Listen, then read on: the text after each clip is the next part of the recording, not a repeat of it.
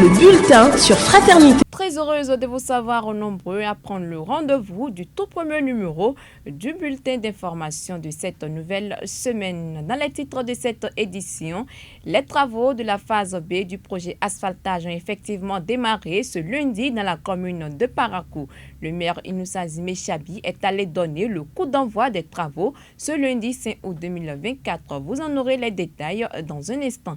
Puis, des pluies torrentielles ont provoqué des inondations dévastatrices dans la commune de Karimamouan, dans le département de l'Alibori. Plusieurs habitations ont été sévèrement touchées par les eaux. Le premier adjoint au maire de la commune de Karimamouan fera le point des dégâts dans un instant. Au menu également de cette édition, l'actualité internationale et sportive. Et voilà pour vous les titres. Restez des nôtres, le développement dans une poignée de secondes.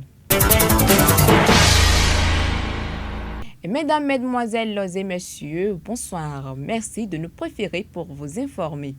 Le chef de l'État, Patrice Talon, a accordé la grâce présidentielle à plus de 400 personnes condamnées à des peines criminelles ou correctionnelles le 31 juillet dernier. Au nombre de ces détenus graciés figurent 27 militants de l'opposition interpellés et jugés après les violences électorales de 2019 et 2021. Si les attaques viennent souvent des supposés terroristes, cette fois-ci, l'attaque est descendue du ciel. En effet, la commune de Karimamouan a été le théâtre d'une pluie torrentielle dans la nuit du vendredi 2 août 2024. Le quartier Lougou, au centre de Karimamouan, ainsi que les villages de Gouroubéry et Massassi-Peul ont été sévèrement touchés par des inondations. Le point des dégâts dans ce reportage que nous propose Aurel Winsou.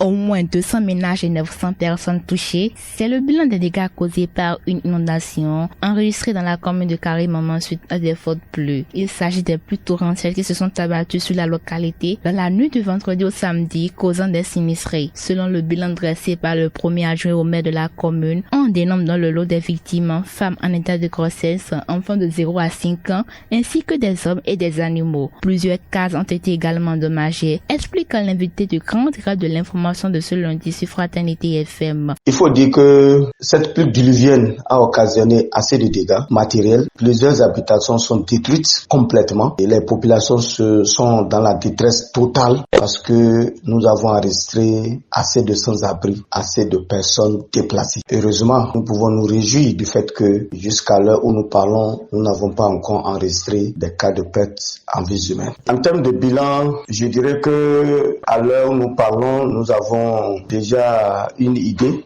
Nous avons environ 200 ménages qui ont été touchés par le sinistre. Environ 900 personnes ont été impactées. Parmi ces personnes, nous avons aussi bien des hommes et des femmes enceintes, des femmes allaitantes, également donc des enfants de 0 à 5 ans. Il faut également souligner que des animaux ont également été emportés par les eaux, surtout dans la localité de Gouroubéry. Face à l'ampleur des dégâts causés par cette pluie torrentielle, il urge de prendre des dispositions. Selon le premier adjoint au maire de Karimamouan, des efforts sont faits par l'exécutif communal pour la prise en charge des sinistrés, mais il reste à faire pour soulager toutes les victimes. C'est pourquoi Omarou Maïdawa lance un appel aux personnes de bonne volonté. L'appel que j'ai lancé aux populations qui sont toujours dans les zones à risque, c'est d'abord de leur demander de quitter ces zones-là, de les abandonner, d'éviter donc de se baigner dans le fleuve et surtout d'éviter d'utiliser les pirogues de fabrication artisanale pour leur éventuel déplacement par certains qui courent. Si j'ai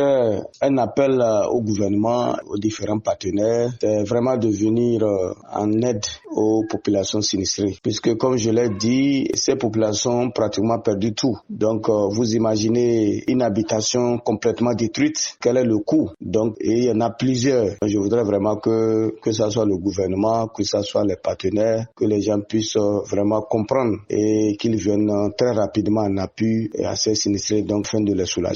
Également inviter donc les partenaires à s'associer vraiment à nous pour que nous puissions véritablement trouver une solution définitive à ces inondations qui deviennent très récurrentes dans notre localité. Lancée officiellement le jeudi 23 mai 2024, la seconde phase du projet asphaltage est effective dans la cité d'Ekoburu. L'autorité municipale Inoussa Zimechabi a procédé ce lundi 5 août 2024 au lancement des activités à Dokparu dans le 3e arrondissement de cette ville. Le point dans ce reportage signé Akilas Tako et Fonjulos Olu. C'est désormais effectif. Les travaux entrant dans le cadre du projet asphaltage phase B ont démarré à Parakou ce lundi matin. C'est au quartier Dokparu, situé dans le 3e arrondissement de la ville de Parakou, que les premiers ronflements de machines ont retenti en présence des responsables de l'entreprise Sino Hydro en charge des travaux, des cadres de la mairie de Parakou et des populations. Vous devez pouvoir entendre derrière moi le bruit des engins. Cela démontre que réellement les travaux ont démarré. Mais il faut savoir que c'est un processus. Il faut y être pour savoir que les choses étaient en train d'être cuisinées. C'est vrai, nous avons fait la phase politique de la chose, à savoir le lancement que nous avons eu à faire avec tous les responsables qu'il faut. Et après ce lancement-là, il y a eu la deuxième phase qui était la remise du site. Parce que lorsque vous avez un chantier, même si vous avez la volonté d'effectuer les travaux, il faudrait au moins que celui qui va exécuter les travaux puisse connaître le site, que vous lui remettez officiellement le site. Ce que nous avons fait il y a environ 2 semaines passées. Après la remise des sites, le démarrage des travaux, parce que c'est en présence du contrôle. Et c'est le contrôle qui pouvait dire OK, les travaux pouvaient démarrer. Et effectivement, aujourd'hui, nous sommes à la phase du démarrage effectif des travaux. Et la cérémonie vient d'être effectuée et je crois qu'il n'y a plus autre chose qui pourrait bloquer l'exécution de ces travaux-là. Tous les arrondissements de la ville de Parakou sont concernés par ces travaux prévus pour durer 22 mois. Les travaux vont durer 22 mois pour cette phase. Et l'entreprise Sino Hydro, que tout le monde connaît, travaillera en respectant donc, les règles de l'art pour qu'à terme, nous puissions avoir donc, des voies bien bitumées et des voies bien pavées. Pour les populations rencontrées sur place, c'est un effort de soulagement d'assister enfin au démarrage des travaux du projet asphaltage B dans la cité d'Ekoburu. Je suis comblé de joie. On ne veut plus rouler dans la poussière. Aujourd'hui, c'est le goudron. Et non pas le gravillonnage, c'est le goudron. Parce que les goudrons sont appréciés. Avec l'épaisseur, vraiment, on est satisfait. La bonne collaboration entre les populations riveraines et les agents de l'entreprise en charge des travaux est gage de bonne exécution des travaux. Merci à vous, Akilas Tako. Il faut souligner que ces travaux d'aménagement des voiries primaires, secondaires et tertiaires de la ville prendront en compte 19 km linéaires dans les 3 arrondissements de Parakou.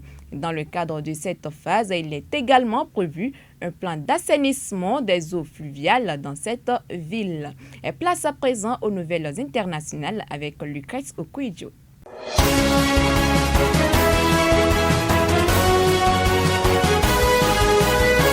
Le Mali a annoncé ce 4 août 2024 rompre ses relations diplomatiques avec l'Ukraine. Cette décision intervient après qu'un haut responsable ukrainien a avoué l'implication de Kiev dans l'attaque terroriste qui a causé de lourdes pertes du côté de l'armée malienne et ses alliés russes. La déclaration a été faite à la télévision nationale ce dimanche 4 août par le colonel Abdoulaye Maïga, porte-parole du gouvernement de transition malien. Pour le gouvernement malien, ces actes violent la souveraineté du Mali, dépasse le cadre de l'ingérence étrangère et constitue un soutien au terrorisme international. Rappelons que cette décision survient au lendemain de la convocation de l'ambassadeur de l'Ukraine à Dakar par le ministre sénégalais des Affaires étrangères. Ce dernier avait relayé sur ses réseaux sociaux une vidéo de soutien à l'attaque terroriste perpétrée au nord du Mali. Pendant ce temps, Thierry Breton annonce le retrait définitif de TikTok du programme de récompense dans l'Union européenne.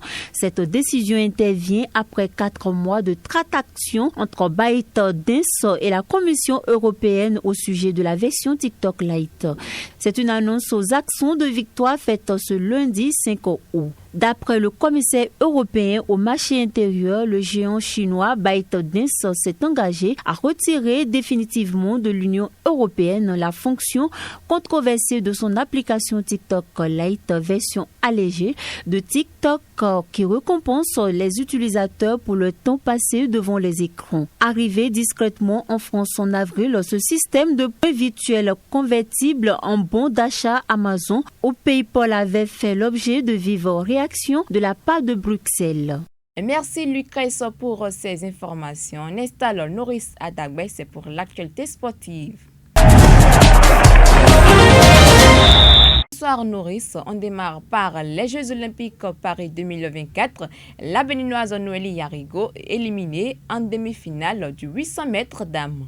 Bonsoir à chacun et à tous. C'est fini pour Noélie Yarigo aux Jeux Olympiques Paris 2024. Seule représentante encore en lice à Paris, la béninoise n'a pu se qualifier pour la finale du 800 mètres dames. La guépade de la Pandjari a terminé dernière de la série ce dimanche 4 août 2024 avec un chrono de 2 minutes 1,35 secondes. La championne béninoise a réalisé une performance en deçà du chrono réalisé 1 minute 59,68 secondes lors de sa qualification pour les demi-finales. Il ne reste donc plus un seul athlète béninois engagé dans les Jeux Olympiques de Paris 2024. Les 5 représentants sont tous désormais éliminés, Noélie Yarigo étant la dernière à voir son rêve olympique s'envoler ce dimanche en demi-finale du 800 mètres. On reste toujours avec la même compétition. Les demi-finales du tournoi de football des Jeux Olympiques de Paris seront disputées ce lundi 5 août dans des stades emblématiques. La France affronte l'Égypte tandis que le Maroc défie l'Espagne. En effet, le stade Vélodrome de Marseille accueillera la rencontre entre le Maroc et l'Espagne à 16h00 GMT. 2 ans seulement après leur confrontation lors de la Coupe du Monde 2022, les deux équipes se retrouvent une fois sur le terrain. Ce lundi 5 août, cette rencontre qui aura l'air d'une revanche est particulièrement attendue. Et le Maroc, après avoir remporté une large victoire contre les États-Unis 4-0, cherche à continuer sur sa lancée. De son côté, l'Espagne, avec sa solide équipe, espère faire preuve de la même force qui l'a propulsé jusqu'ici. Et France et Égypte pour un deuxième duel de demi-finale à 19h00 GMT. Le stade de Lyon sera le théâtre du duel entre la France et l'Égypte. L'équipe de France, qualifiée après une victoire serrée 1-0 contre l'Argentine, affrontera les Égyptiens qui ont éliminé le Paraguay lors d'une séance de tir au but 1-1. Ce match sera disputé d'autant plus que les deux équipes cherchent à décrocher une place en finale. On termine avec le retrait volontaire de Coton FC au Call City Cup 2024. Effectivement, Coton Football Club, figure emblématique du football béninois, crée la surprise en se retirant inopinément de la Call City Cup 2024. Les organisateurs ont été contraints de modifier le plan à la dernière minute pour ce tournoi qui se déroule au Nigeria. Le triple champion du Bénin, qui avait pourtant confirmé sa participation à cette compétition de pré-saison, a finalement décidé de décliner l'invitation. Les raisons officielles de ce retrait n'ont pas encore été communiquées par le club de Ouida. Et c'est tout pour ce numéro. Merci de votre aimable attention. Et voilà, mesdames et messieurs, c'est la fin de ce bulletin d'information que je vous remercie d'avoir suivi. Abonnez-vous à notre chaîne YouTube pour ne pas louper le prochain numéro du bulletin d'information. D'ici là, portez-vous bien. Au revoir. C'était le bulletin sur Fraternité.